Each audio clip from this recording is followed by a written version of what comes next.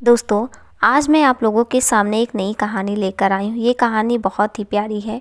आप लोग पूरा ज़रूर सुनिएगा और 13 होने लगा हूँ कि कहानी का अगला भाग कल ज़रूर आएगा, तो प्लीज़ आप उसे भी देखिएगा। ध्रुव खत्री आज 10 सालों बाद इंडिया वापस आ रहा था। वह सांवले रंग का एक हट्टा कट्टा 35 साल का आकर्षक नौजवान है। आँखों पर काला चश्मा हमेशा रहता है जो उसकी आँखों की उदासी को दुनिया से छुपाने में बखूबी काम करता है। वह अपनी सीट पर आंखें बंद करके बैठा अपने 10 साल पुराने अतीत में खो गया। 20 दिसंबर 2011 की कड़कड़ाती सर्दी की शाम और मूसलधार बारिश में एक 24-25 साल का लड़का ध्रुव बीच सड़क पर बैठा बच्चों की तरह दहाड़े मारकर रो रहा था। बारिश भी जैसे उसका साथ दे रही थी। आज उसे अपने सांवले रंग और अपनी किस्मत पर बहुत गुस्सा आ रहा था। उसे वहाँ बैठे बारिश में भीगते और रोते हुए सुबह से शाम हो गई थी, पर उसके दिल का दर्द कम होने का नाम नहीं ले रहा था। रात 10 बजे अचानक एक गाड़ी सड़कों के बीचों बीच आकर रुकी। सामने सड़क पर एक लड़का ध्रुव बेहोशी की हालत में पड़ा था। तभी भागते हुए आकर ड्राइवर ने गाड़ी का गेट खोला। गाड़ी से एक रौददार सज्जन शख्स बाहर आया। ड्राइवर ने जल्दी से शख्स के ऊपर छाता खोल कर लगाया। ये सज्जन कोई और नहीं बल्कि देश के जाने माने बिजनेसमैन थे, दिनेश रहेजा। दिनेश रहेजा ने ड्राइवर की मदद से ध्रुव को अपनी गाड़ी में लिटाया और अपने घर ले आए। कड़कड़ाती ठंड में सुबह से रोते भीगते ध्रुव बेहोश हो चुका था। इतनी बारिश में भी उसका शरीर तप रहा था। बेहोशी में भी उसके मुंह से बस एक ही नाम निकल रहा था, कणिका। आखिर कौन थी ये कणिका? जानने के लिए पढ़ें पूरी कहानी। ध्रुव ध्रुव कहाँ खो गए? ध्रुव ने अचानक अपनी आंखें खोली तो देखा पास में बैठी उसकी दोस्त एलिना उसे आवाज़ दे रही थी।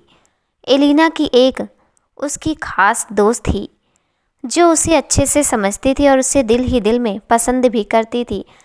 कणिका कणिका कहाँ हो तुम? सारा कणिका को कब से सारे घर में ढूंढ रही थी। एक कमरे के सामने सारा ठिठक गई। कमर तक लहराते स्ट्रेट बाल, गुलाब की पंखुड़ी से होंठ, झील सी गहरी आंखें, 5 फुट 5 इंच की कणिका रेड गाउन पहने बहुत सुंदर लग रही थी। कुछ देर सारा उसे देखते ही रह गई। हे कणिका, तुम यहाँ हो? मैं तुम्हें सारे घर में ढूंढ रही हूँ। हे सारा, तुम आ गई। मैं कब से तुम्हारा इंतजार कर रही थी। कणिका खुश होते हुए बोली। सारा ने कणिका को गले लगाकर जन्मदिन की बधाई दी। आज कणिका सुबह से बहुत खुश थी क्योंकि आज उसका 23वां जन्मदिन था। सारा, देखना मैं कौन सी ड्रेस पहनूं, मुझे समझ ही नहीं आ रहा है। तभी सारा ने कमरे के अंदर आते हुए ध्रुव को कपड़ों से लदे हुए देखा तो उसे हंसी आ गई। हाँ हाँ, हंस लो तुम भी, ध्रुव ने गुस्सा दिखाते हुए कहा। खुद कितना लेट आई है। मैं कब से तुम्हारे बदले कपड़ों का ढेर बना रहा हूँ। ये गन्नू कब से कपड़े चेंज करके मेरे ऊपर फेंक रही है। सारा अपनी हंसी रोकते हुए कणिका कहती है। कणिका, तू ये क्या करके रखा है? तू यही ड्रेस पहन, इस रेड गाउन में तो बहुत प्यारी लग रही है। अमन तुझे इस ड्रेस में देखेगा तो देखता ही रह जाएगा। अमन का नाम सुनकर ध्रुव सारे कपड़े वहीं डालकर उदास होकर वहाँ से चला गया। ये इसे क्या हुआ?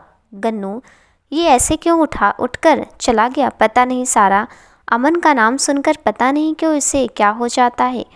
चल तो उसे छोड़ ना, चल पार्टी की अरेंजमेंट्स देख कर आते हैं। दोनों वहाँ से चली जाती हैं। ध्रुव अपने कमरे में आकर उदास बैठ जाता है और अपने बचपन की और कणिका की बातें याद करने लगता है। ध्रुव अमन को बिल्कुल पसंद नहीं करता था। ऐसा नहीं था कि कणिका अमन को पसंद करती थी इसलिए ध्रुव को अमन पसंद नहीं था, जबकि अमन बहुत ही बिगड़ा हुआ लड़का था। वो कणिका के सामने अच्छा बनने का नाटक करता था। ध्रुव ने कणिका को समझाने की कई कोशिश की थी कि अमन अच्छा लड़का नहीं है, वो बस तुम्हारी करोड़ों की दौलत के लिए तुमसे प्यार का झूठा दिखावा कर रहा है। पर कणिका ध्रुव की बात सुनने को तैयार नहीं थी। कणिका अपने पिता की करोड़ों की जायदाद की इकलौती वारिस थी। कणिका के पिता विजयकांत मिश्रा ने ध्रुव को बचपन में एक ढाबे पर बर्तन साफ करते हुए देखा था। वो बहुत लगन से अपना काम कर रहा था। विजयकांत मिश्रा को ध्रुव के बचपने और उसकी भोली से सूरत पर दया आ गई। उन्होंने ध्रुव से पूछा, क्या तुम्हें पढ़ाई करना पसंद है? क्या तुम मेरे साथ चलोगे? जी साहब, मुझे पढ़ाई करना बहुत पसंद है, ध्रुव ने बड़ी मासूमियत से जवाब दिया। विजयकांत मिश्रा ध्रुव को अपने साथ ले आए थे और कनिका के साथ ही स्कूल में एडमिशन करा दिया। कनिका और ध्रुव एक ही साथ स्कूल जाने लगे। वो दोनों कुछ ही दिनों में बहुत अच्छे दोस्त बन गए थे। कनिका अपने हर काम में ध्रुव की मदद लेती। जब भी स्कूल का या बाहर जाने का कुछ भी काम होता तो वो ध्रुव को ही बुलाती। ध्रुव पढ़ाई में बहुत होशियार था। स्कूल खत्म होने पर दोनों ने कॉलेज भी साथ शुरू किया। कनिका की बचपन की दोस्त सारा बहुत ही अच्छी लड़की थी। अभी कुछ दिन पहले कॉलेज में एक लड़का आया, अमन। कनिका और अमन की नज़दीकियाँ बढ़ते देख ध्रुव ने कनिका को कई बार समझाने की कोशिश की कि अमन अच्छा लड़का नहीं है, उसके कई दूसरी लड़कियों के साथ भी अफेयर्स हैं। पर कनिका की आंखों पर अमन के झूठे प्यार की ऐसी पट्टी बंधी है कि वो अमन के बारे में ध्रुव की कोई बात भी सुनने को तैयार नहीं थी। ध्रुव, ध्रुव कहाँ हो? सारा ध्रुव को ढूंढती ही वहाँ आई। ध्रुव अपने ख्यालों से उठा। हाँ, मैं यहाँ हूँ सारा। ध्रुव, तुम यहाँ अकेले बैठे क्या कर रहे हो? चलो ना, गन्नू तुम्हें बुला रही है, चलकर पार्टी की अरेंजमेंट्स देखो। और विजय अंकल भी तुम्हें बुला रहे हैं। अंकल को क्या काम है?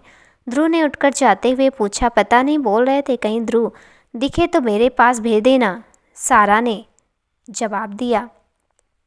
ध्रुव पार्टी हॉल में अरेंजमेंट देखने पहुंचता है। तभी कनिका की नज़र उस पर पड़ती है। कहाँ थे तुम इतने देर से? मुझे कब से अकेले सब करना पड़ रहा है, कनिका ने गुस्से से कहा। मैं सब संभाल लूँगा, तुम जाओ, तैयार हो जाओ, सभी गेस्ट आते होंगे। ध्रुव ने कनिका के गुस्से को शांत करते हुए कहा। तभी सारा भी वहाँ आ गई। ओके, अच्छे से करना, सब कोई कमी नहीं होनी चाहिए, कहते हुए कनिका वहाँ से सारा के साथ तैयार होने चली गई। ये लाइट्स उधर लगाओ। हाँ, इधर सारे गेस्ट यहाँ से अंदर आएंगे, यहाँ अच्छी रोशनी होनी चाहिए। और ये सारे बैलून्स इधर लगाओ और ये गुलाब के फूल यहाँ टेबल के पास लगाओ। कनिका को गुलाब बहुत पसंद है, कोई कमी नहीं होनी चाहिए, सब कुछ एकदम परफेक्ट है। ऐसे ही करना सब कुछ जैसे मैंने बताया है। और जल्दी जल्दी हाथ चलाओ, 7 बजने वाले हैं, सारे गेस्ट 7 बजे से आने शुरू हो जाएंगे। जी ध्रुव बाबू, कहते हुए सारे नौकर जल्दी जल्दी काम करने लगे। ठीक 7 बजे सारा और कनिका तैयार होकर नीचे आए। कनिका ने रेड गाउन के साथ मैचिंग ज्वेलरी पहनी थी और बालों को ऊपर करके सुंदर सा हेयर स्टाइल बनाया था। कनिका को देखकर ध्रुव अपना नाम भूलकर उसे ही देखने लगा, अपना काम भूलकर उसे ही देखने लगा। वहीं सारा ने भी वाइट टॉप ब्लैक जींस के साथ पहना था। कमर तक खुले बालों में सारा भी बहुत सुंदर लग रही थी। नीचे आते हुए कनिका का पैर फिसला, वो गिरने ही वाली थी कि ध्रुव दौड़कर वहाँ आया और उसकी मजबूत बाहों ने कनिका को थाम लिया। कुछ पल के लिए दोनों एक दूसरे में इतना खो गए कि आसपास की उन्हें खबर ही नहीं रही।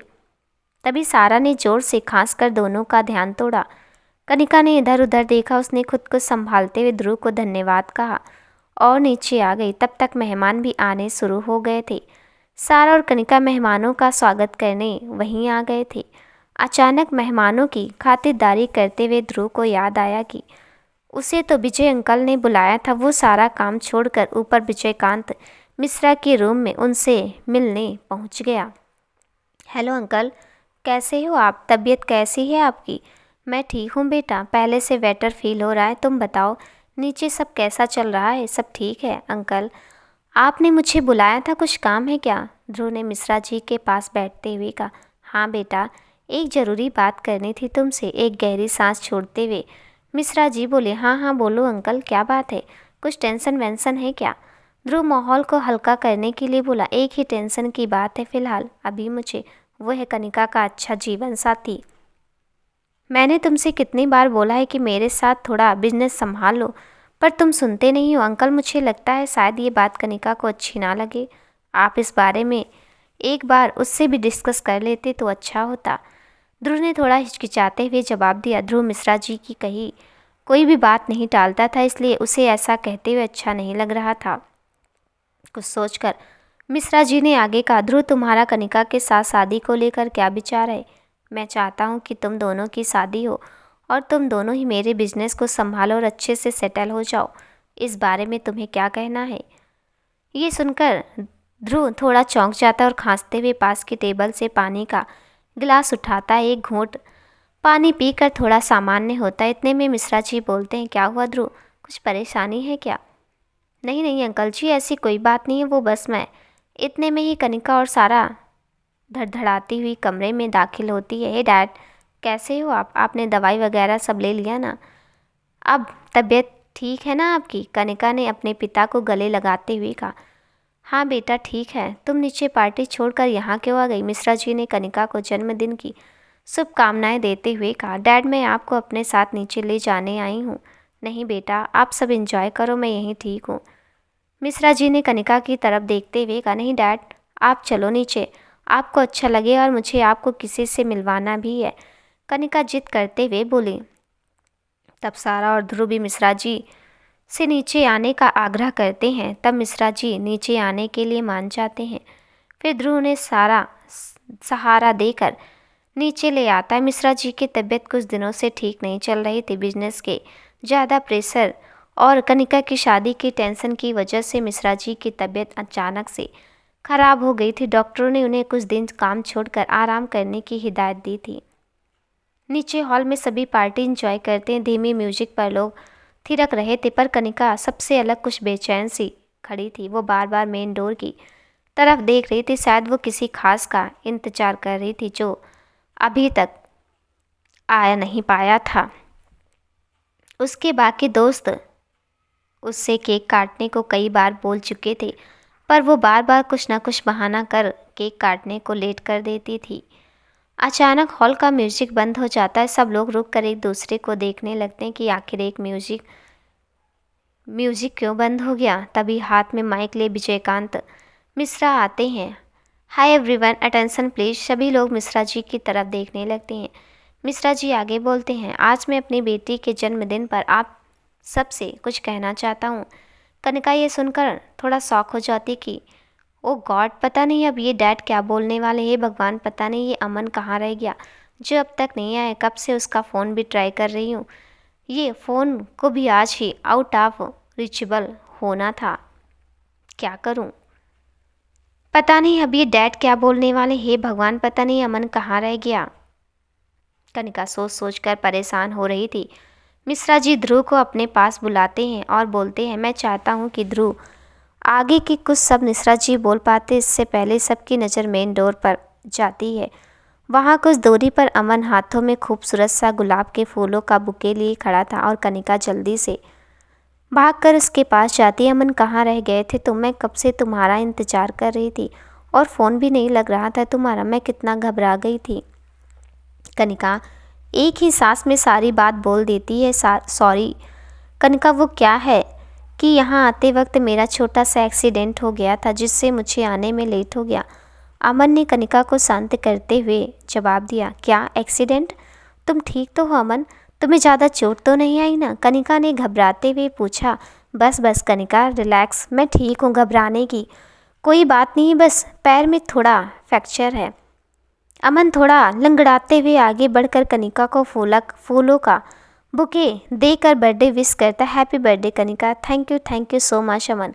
कनिका खुश होते अमन से बुके ले लेती है। ओके चलो ना, मैं तुम्हें अपने डैड से मिलवाती हूँ। कहते हुए कनिका अमन का हाथ पकड़कर अपने पिता के पास ले जाती। उधर पार्टी में सभी लोगों की निगाह अभी तक उन दोनों पर ही टिकी हुई थी। डैड, ये है मेरा बेस्ट फ्रेंड अमन, अमन वर्मा। ये मेरे साथ ही मेरे कॉलेज में ही पढ़ता है। मैं बहुत दिनों से आपसे मिलवाना चाहती थी। और अमन, ये मेरे dad mister Vijaykant Mishra. Hello uncle, नमस्ते। अमन बोला, कनिका ने बताया था कि आपकी तबीयत खराब चल रही है। अब कैसी तबीयत है आपकी? मिश्रा जी ने अमन से मुखातिब होते हुए कहा। नमस्ते बेटा, पहले से ठीक हूँ अब। चलो बेटा कनिका, आप केक काट दो, अब तो सब लोग आ गए। पहले बहुत देर हो गई है, कब से सब लोग केक कटने का इंतज़ार कर रहे हैं। जी डैड, चलिए। कनिका अपने पिता अमन और सारा के साथ केक के पास आती है। ध्रुव अमन को देखकर गुस्से में थोड़ा दूर खड़ा हो जाता है। कनिका केक कट करती है चारों तरफ तालियों की गड़गड़ाहट के साथ happy birthday to you Kanika की आवाज़ गूंजती। कनिका केक कट करके अब पहले अपने पिता को फिर अमन और सारा को खिलाती। अमन के सामने ध्रुव का तो उसे ध्यान ही नहीं होता कि कहीं ध्रुव भी है जो उसका कभी खास दोस्त हुआ करता था। जब से अमन उसकी ज़िंदगी में आया था तब से वो ध्रुव की कोई बात सुनना पसंद नहीं करती थी। पता नहीं क्या जादू किया था उसने कनिका पर। ध्रुव बेचारा एक कोने में खड़ा सब देख रहा था। वो कनिका को बेइंतहा चाहता था।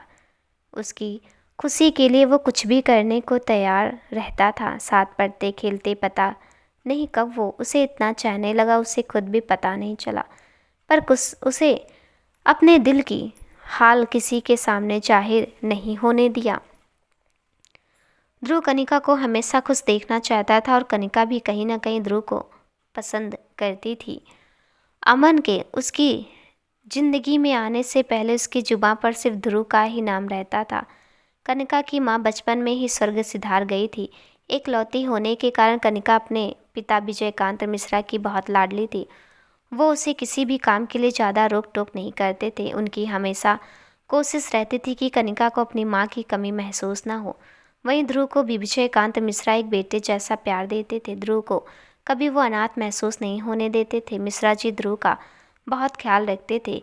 वहीं ध्रुव भी मिश्रा जी का बहुत आदर करता था। उनकी कहीं वो कोई भी बात नहीं टालता था।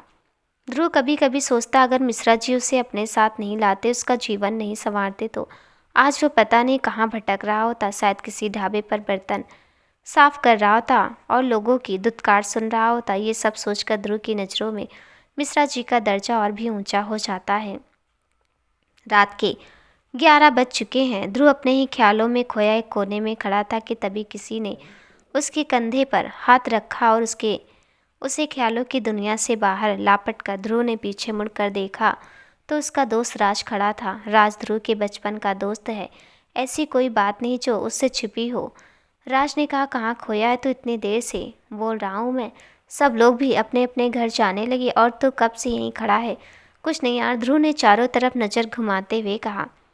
तब राज ध्रुव के चेहरे को गौर से देखते हुए कहता है, यार तू कैसे कर लेता ये सब? अपने अंदर इतना दर्द छुपाकर भी तू कैसे मुस्कुरा लेता है? अपनी आंखों के सामने तू कनिका को किसी और का कैसे होने दे सकता है? मैंने तुझे कितनी बार कहा कनिका से अपने दिल की बात बोलने के लिए, पर तू पता नहीं किस मिट्टी का बना है। बस कर यार। ध्रुव अपने आंखों के आंसू छुपाते हुए बोलता है, मैं उसके लायक नहीं हूँ। कहाँ वो आसमान का चांद और मैं क्या करूँ उसके लिए? उनके टुकड़ों पर पलने वाला एक नौकर। उसका रंग देखा तूने? दूध भी काला लगने लगे उसके सामने। और मेरी ये सांवली सी सूरत, सांवला क्या काला ही तो हूँ मैं उसके सामने। राज ध्रुव को दोनों कंधों से पकड़कर कहता है, यार ध्रुव, प्यार में सूरत नहीं इंसान की सीरत देखी जाती है। जब सीरत ही अच्छी ना हो तो उस प्यार का क्या करना? और तू अच्छी तरह से जानता है कि वो अमन कनिका के लिए अच्छा लड़का नहीं है। वो कभी खुश नहीं रह पाएगी उसके साथ। फिर भी तू खड़ा बस उसे उसका होते हुए देख रहा है। मैं क्या करूं यार, मुझे कुछ समझ नहीं आ रहा। कनिका अमन के बारे में कुछ भी सुनने को तैयार नहीं है। ध्रुव ने दुखी होते हुए कहा, मैंने बहुत समझाने की कोशिश की उसे कि अमन अच्छा लड़का नहीं है। उसका यही काम है भोली भाली लड़कियों को अपने प्यार के जाल में फंसाकर उसकी जायदाद हड़पना। उसकी और भी कई लड़कियों के साथ अफेयर्स हैं, पर कनिका तो जैसे कुछ सुनने को तैयार नहीं है। वो उसके झूठे प्यार में पागल हो चुकी। दोनों आपस में बातें कर ही रहे थे कि उन्हें अपने पीछे किसी के होने का एहसास होता है। दोनों पलट कर देखते हैं तो अचानक से उन्हें अपने सामने देखकर चौंक जाते हैं। जब दोनों पलट कर देखते हैं तो सामने मिश्रा जी को देखकर चौंक जाते हैं। ध्रुव थोड़ा हक बका कर, अरे अंकल जी आप यहाँ क्या कर रहे हो? आपको तो आराम करना चाहिए। वही तो मैं भी तुम लोगों से पूछना चाहता हूँ, तुम दोनों यहाँ खड़े क्या कर रहे हो? सब लोग कब के जा चुके हैं और तुम अभी तक यहीं खड़े हो? रात काफ़ी हो चुकी है, तुम लोगों को अभी आराम करना चाहिए। चलो ध्रुव, मुझे मेरे कमरे तक छोड़ दो, मिश्रा जी ने कुछ सोच कर कहा। जी अंकल चलिए, ध्रुव ने जवाब दिया। ओके ध्रुव, मैं भी चलता हूँ, बहुत लेट हो गया। राज ने ध्रुव के कंधे पर हाथ रखते हुए कहा। तभी मिश्रा जी ने कहा, बेटा आज रात यहीं रुक जाते, सुबह चले जाना। राज नहीं अंकल जी, मैं चलता हूँ, माँ मेरा इंतज़ार कर रही होंगी। गुड नाइट अंकल जी, गुड नाइट ध्रुव, बाय, टेक केयर, बोलता हुआ राज चला जाता है। ध्रुव भी मिश्रा जी को ऊपर उनके कमरे में छोड़ने जाता है। ध्रुव चारों तरफ नज़र दौड़ाते हुए कहता है, अंकल जी, ये अमन, कनिका, सारा सब कहाँ है? मिश्रा जी ध्रुव के कंधे का सहारा लेकर चलते हुए कहते हैं, बेटा अमन अभी अभी गया है। सारा और कनिका ऊपर कनिका के रूम में बैठी हुई बातें कर रही हैं। सारा आज यहीं कनिका के पास रुकेंगी। ओके अंकल जी, अब आप आराम कीजिए। ध्रुव मिश्रा जी को उनके बेड पर बिठाकर बाहर जाने के लिए मुड़ता है कि तभी मिश्रा जी ध्रुव का हाथ पकड़कर रोक लेते हैं। यहाँ मेरे पास बैठो ध्रुव, मुझे तुमसे बात करनी है। जी अंकल जी, कहिए। ध्रुव नजरें चुराता हुआ मिश्रा जी के पास बैठ जाता है। ध्रुव, ये अमन कैसा लड़का है? कनिका और अमन का रिश्ता दोस्ती का तक ही है या फिर? कहकर मिश्रा जी ने बात अधूरी छोड़ दी। ध्रुव कुछ सोचते मिश्रा जी को अमन के बारे में सब कुछ बता देता। आगे मिश्रा जी कहते, हाँ मैं कुछ दिनों से देख रहा हूँ तुम्हारे प्रति कनिका का बिहेवियर पहले जैसा नहीं रहा।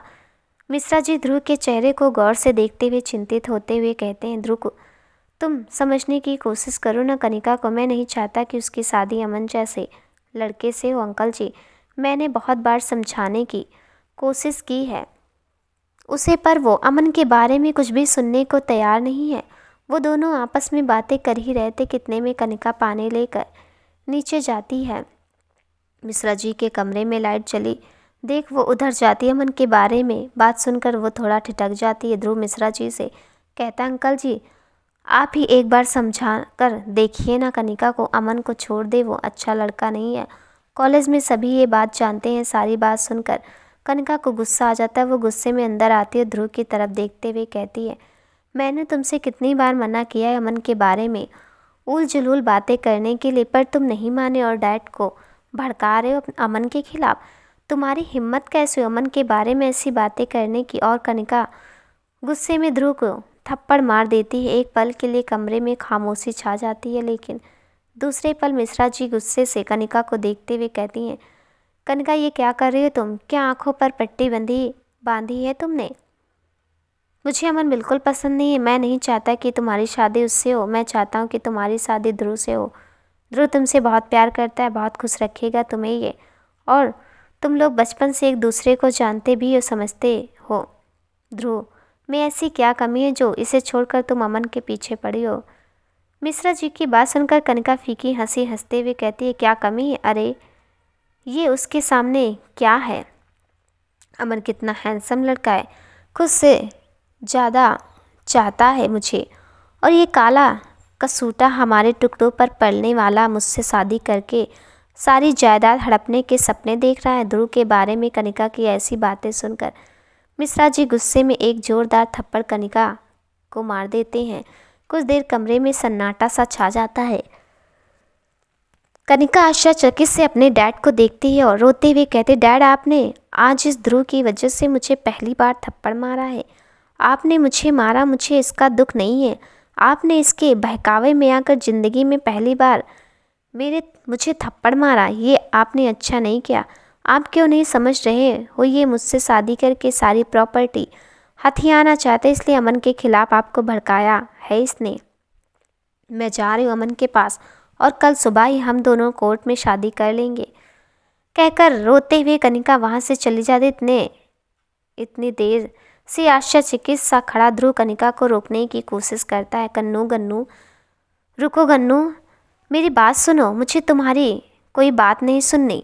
कनिका ध्रुव को धक्का देते हुए चली जाती है। गन्नू प्लीज़ रुक जाओ, गुस्से में कोई ऐसा कदम मत उठाओ कि बाद में पछताना पड़े गन्नू। इतने में ध्रुव को कुछ गिरने की आवाज़ आती है। वो पीछे मुड़कर देखता है तो मिश्रा जी अपने छाती को कसकर पकड़ा हुआ था और लंबी लंबी सांसें ले रहे थे। ध्रुव दौड़कर उनके पास आता है। अंकल जी क्या हुआ आपका? ध्रुव मिश्रा जी को संभालते हुए कहता है। ध्रुव घबरा जाता है। वो जल्दी से उनके फैमिली डॉक्टर को फ़ोन करता है। हेलो डॉक्टर साहब, जल्दी आइए, मिश्रा जी की तबीयत अचानक से बिगड़ गई है, प्लीज़ जल्दी आइए। Okay okay. ध्रुव की कुछ समझ नहीं आ रहा था कि क्या करे। वो जल्दी से मिश्रा जी को उठाकर बेड पर लेटाता है। मिश्रा जी कसकर ध्रुव का हाथ पकड़ लेते हैं और बड़ी मुश्किल से बोलते हैं, ध्रुव मुझसे वादा करो कि तुम कनिका को अकेला नहीं छोड़ोगे। वो तो ना समझ है दुनिया की, उसे समझ नहीं है उसकी बातों का। बुरा मत मानना, तुम मुझसे शादी जरूर करोगे, चाहे कुछ भी हो, प्लीज़ मुझसे वादा करो। ध्रुव घबराते, अंकल जी आप शांत हो जाइए, ज़्यादा मत सोचिए, सब ठीक होगा, आप ठीक हो जाओगे। ध्रुव वादा करो पहले कि तुम, आगे के शब्द अधूरे रह जाते हैं। तभी ध्रुव घबरा कर बोलता है, ठीक है अंकल जी, मैं गन्नू से शादी जरूर करूँगा, आप शांत हो जाइए। ध्रुव मिश्रा जी को देखता, वो बेहोश हो चुके थे। इतने में ही डॉक्टर आ जाता है। देखिए ना डॉक्टर साहब, doctor Mishra ji heart beat check करता है। डॉक्टर घबरा कर, ध्रुव जल्दी इन्हें हॉस्पिटल लेकर चलो, मिश्रा जी को हार्ट अटैक आया है, प्लीज़ जल्दी करो। ध्रुव घबरा जाता है। वो जल्दी से मिश्रा जी को गोद में उठाते हुए नीचे आता और ड्राइवर को आवाज़ देते हुए, राम सिंह जल्दी चलो जीवन ज्योति हॉस्पिटल। ध्रुव मिश्रा जी को गाड़ी में लिटाता है। डॉक्टर भी उनके साथ ही गाड़ी में बैठ जाता है। ध्रुव बार बार मिश्रा जी के हाथ को अपने हाथ से रगड़ता है और उन्हें होश में लाने की असफल कोशिश करता। ध्रुव संभालो खुद को, सब ठीक होगा। डॉक्टर विजय ध्रुव के कंधे पर हाथ रखते हुए कहते हैं। वो लोग जल्दी से हॉस्पिटल पहुंचते हैं।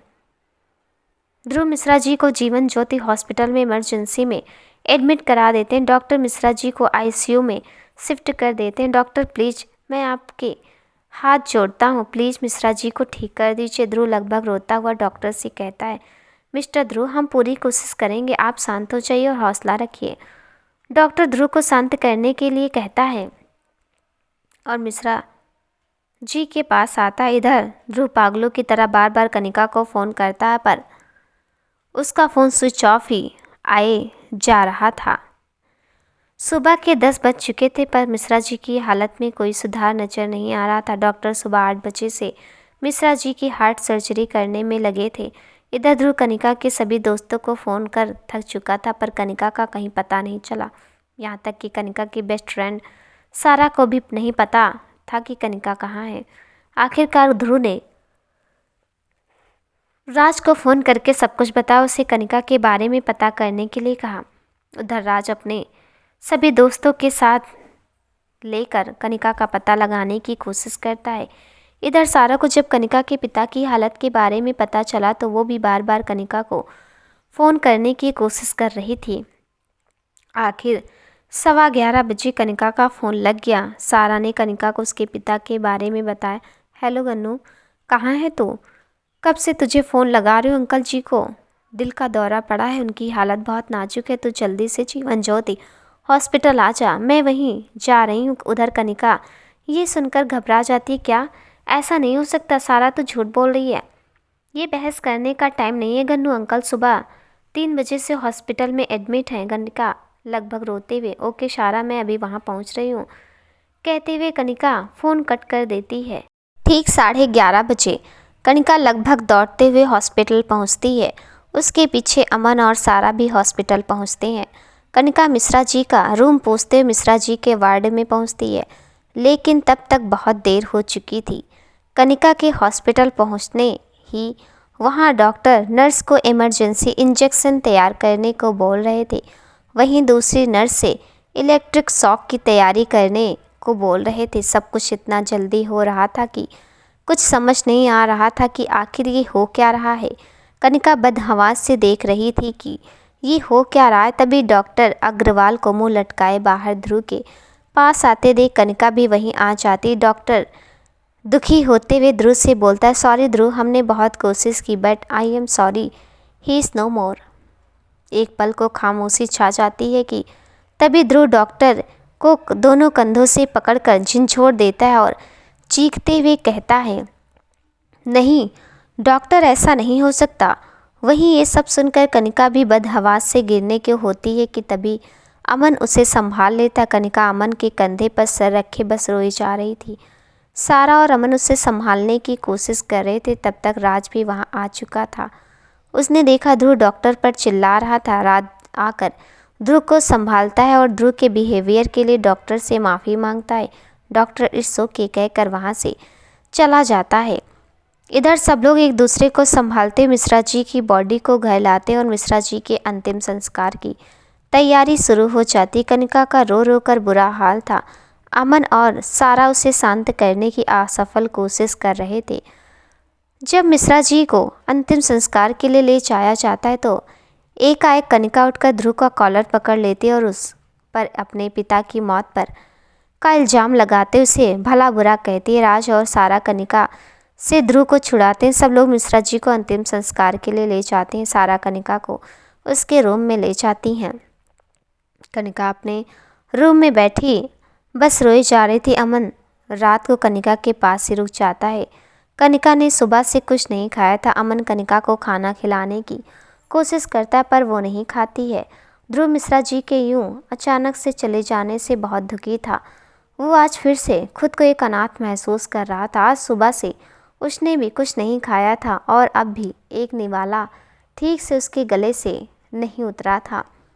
रह रहकर उसे कनिका की चिंता हो रही थी और मिश्रा जी के कहे आखिरी शब्द उसकी चिंता और बढ़ा रहे थे।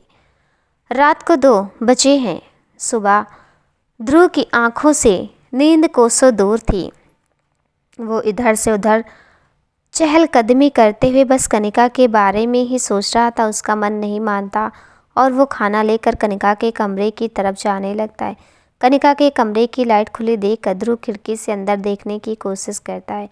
कनिका की रोते रोते पता नहीं कब आँख लग जाती है और वो बेड पर बदहवास सी लेटी थी और अमन कनिका के ऊपर झुका हुआ गंदी नज़रों से निहार रहा था और उसके गालों को छू रहा था। ये सब देखकर ध्रुव का खून खौल जाता है और वो ज़ोर से दरवाजे को धक्के देकर अंदर आ जाता है। अचानक से ध्रुव को आया देखकर अमन हड़बड़ाकर कनिका के ऊपर से हटकर अलग बैठ जाता है। दरवाजे की आहट से कनिका की भी आँख खुल जाती है। दरवाजे पर ध्रुव को खाने की प्लेट हाथ में लिए खड़े देखकर कनिका गुस्से में आग बबूला हो जाती है और ध्रुव से कहते ले जाओ, ये खाना मुझे नहीं चाहिए। तुम्हारी वजह से आज मेरी ये हालत है। तुम्हारी वजह से आज मैं अनाथ हो गई। मेरे डैड की मौत के जिम्मेदार हो तुम। चले जाओ यहाँ से। कनिका गुस्से में ध्रुव को बहुत भला बुरा कहती है और अमन का हाथ पकड़कर कहती कि अमन है मेरा ख्याल रखने के लिए, गेट आउट फ्रॉम हियर। ध्रुव बेबस सा कनिका की बातें सुनकर कुछ नहीं कहता। वह चुपचाप खाना लेकर वापस नीचे चला जाता है पर ध्रुव बेचैन सा बार बार ऊपर की तरफ देखते हुए चहलकदमी करता। उसकी आंखों के सामने बार बार वही दृश्य घूमता जब वो कनिका के कमरे में खाना देने गया था। ध्रुव बार बार ऊपर की तरफ देखता हुआ चहलकदमी कर रहा था। उसे बहुत बेचैनी हो रही थी। अमन के बारे में सोच सोच कर उसे बहुत ज़्यादा गुस्सा आ रहा था। उसे समझ नहीं आ रहा था कि वह क्या करे जिससे कनिका अमन के झूठे जाल में ना फंसे। उसके दिल में एक टीस सी उठ रही थी। इस दिल में है इतना प्यार, कितना दिखाऊं कैसे? इस दिल में को तेरे सामने खोल कर रखूं कैसे? सुबह 5 बजे मन ही मन कुछ निश्चय करके ध्रुव थोड़ी देर आराम करने के लिए अपने कमरे में चला जाता है पर वहाँ भी वह चैन से नहीं सो पाता है और बार बार करवटें बदलता है। 8 बजे ध्रुव जल्दी जल्दी तैयार होकर राज से मिलने उसके घर चला जाता है। वहाँ जाकर ध्रुव राज को रात की सारी बात बताता है। तब ध्रुव कहता है या सब सोच कर लगता है तू रात भर ठीक से सो भी नहीं पाया है। ध्रुव उदास होकर कहता है मैं कैसे चैन की नींद सो सकता हूँ रात, जब भी मेरी गन्नू इतनी परेशान है और वो अमन उसकी इसी परेशानी का और नादानी का फ़ायदा उठाना चाहता है। मैं उसे ऐसा नहीं करने दूंगा, कभी नहीं। ऐसा कहते कहते ध्रुव की मुट्ठी गुस्से से भीग जाती है और आंखें लाल हो जाती है। राज ध्रुव के कंधे पर हाथ रखकर कहता ध्रुव इस हिसाब से तो मुझे अमन के बखूब मंसूबे कुछ ठीक नहीं लग रहे। अमन कनिका के साथ कुछ भी कर सकता है, कुछ तो करना पड़ेगा। ध्रुव कुछ सोचा तूने इस बारे में? हाँ राज, मैंने एक प्लान बनाया। ध्रुव थोड़ा सोचते हुए कहता और राज से सारा प्लान बताता है। ध्रुव राज से सारा प्लान बताने के बाद राज जो मैंने कहा है दोपहर तक सब कुछ अच्छे से प्लान हो जाना चाहिए। ध्रुव कुछ सोचकर मैं उस अमन को उसके मंसूबे में कभी कामयाब नहीं होने दूंगा और गुस्से से उसका चेहरा सुर्ख हो जाता है। राज ध्रुव तूने अच्छे से सोच लिया है ना? हाँ राज, इसके अलावा और कोई चारा नहीं है। राज मुझे ये करना ही होगा। राज को सब कुछ अच्छे से समझा कर ध्रुव जाने के लिए खड़ा होता है और राज से कहता राज अपने कुछ खास दोस्तों को ही इस प्लान में शामिल करना और किसी को इस बारे में खबर नहीं होनी चाहिए। अच्छा अब मैं चलता हूँ, दोपहर को मिलते हैं अपनी अपनी तैयारी के साथ। ओके ध्रुव। दोपहर करीब 1 बजे अमन ने कनिका को समझाकर थोड़ा सा खाना खिलाया। रात भर ठीक से नहीं सो पाने की वजह से कनिका की आंख लग गई। तब अमन सारा को कनिका के पास छोड़कर किसी काम से बाहर चला गया। उसी वक्त ध्रुव ने राज को फ़ोन किया और कहा रेडी रहना। उधर से ओके कहकर फ़ोन काट दिया गया। कुछ देर बाद जब अमन किसी काम से बाहर गया था और सारा भी किसी से फ़ोन पर बात करते हुए किचन की तरफ जा रही थी, उस वक्त कनिका अपने कमरे में अकेली थी। तभी ध्रुव ने राज को कुछ मैसेज किया। ठीक उसके 2 मिनट बाद ही 3-4 लोग घर में पीछे वाले दरवाजे से कनिका के कमरे में दाखिल हुए। उन्होंने अपने मुंह को काले कपड़े से कवर किया हुआ था। बस सबकी आंखें ही दिखाई दे रही थी और उसमें से 2 लोगों ने अपने हाथ में गन ली हुई थी। कमरे में दाखिल होते सबसे पहले उनमें से एक ने कनिका के मुंह पर पट्टी बांध दी। इसी आपाधापी में कनिका की आंख खुल गई और वो भौचक्की से चारों तरफ देख रही थी। वो जल्दी से पट्टी खोलकर शोर मचाना चाहती थी, लेकिन तभी 2 लोगों ने उसके हाथ पकड़ लिए और बंदूक की नोक पर उसे बाहर ले जाकर गाड़ी में बिठाकर ले गए। कनिका शोर मचाने के लिए काफ़ी हाथ पैर मार रही थी, पर कोई फ़ायदा नहीं। कुछ देर बाद वो गाड़ी शहर के बाहर एक खाली पड़े फ्लैट के पास आकर रुकी। सब लोग गाड़ी से नीचे उतर गए। फिर एक ने कनिका को नीचे उतरने का इशारा किया। कनिका ने अपने हाथों की तरफ इशारा किया जो पीछे की तरफ बंधे हुए थे। तभी दूसरे आदमी ने उसे पकड़कर गाड़ी से उतारा और फ्लैट में ले गए। फ्लैट के अंदर एक नज़ारा देखकर कनिका के तो होश ही उड़ गए। जहाँ पूरा फ्लैट पहले ही शादी की तैयारियों से सजा हुआ था, वहीं थोड़ी दूर पर गुलाब और गेंदे के फूलों से सजा हुआ सुंदर शादी का मंडप था। और वहीं हवन कुंड के पास बैठे हुए पंडित जी कुछ मंत्रोच्चारण कर हवन कुंड तैयार कर रहे थे। वे चारों लोग कनिका को पकड़कर एक कमरे में ले जाकर बंद कर देते हैं। उधर सारा जब किचन से वापस आते तो कनिका को कमरे में ना पाकर थोड़ा परेशान हो जाती। वो कनिका को पूरे घर में ढूंढ लेती है, पर कनिका कहीं नहीं मिलती। तभी उसे याद आता है, वो कनिका को फ़ोन करती, पर ये क्या, कनिका का फ़ोन तो उसके रूम में ही बज रहा था। सारा ने इधर उधर देखा तो फ़ोन बैठ के नीचे पड़ा था, शायद हाथापाई में नीचे गिर गया होगा। कनिका का फ़ोन वहीं पाकर सारा की घबराहट और बढ़ गई। सारा ने सोचा कनिका अपना फ़ोन छोड़कर कहाँ जा सकती है। उसने तुरंत अमन को फ़ोन किया और कहा कि कनिका कहीं नहीं मिल रही है, उसका फ़ोन भी यहीं है, पता नहीं कहाँ चल गई। ये सुनकर अमन फ़ौरन 10 मिनट में मिश्रा जी के घर आया और सारा से सब कुछ पूछा कि क्या हुआ था। उसके बाद सारा और अमन कनिका के सभी दोस्तों से कनिका के बारे में पता करने लगे।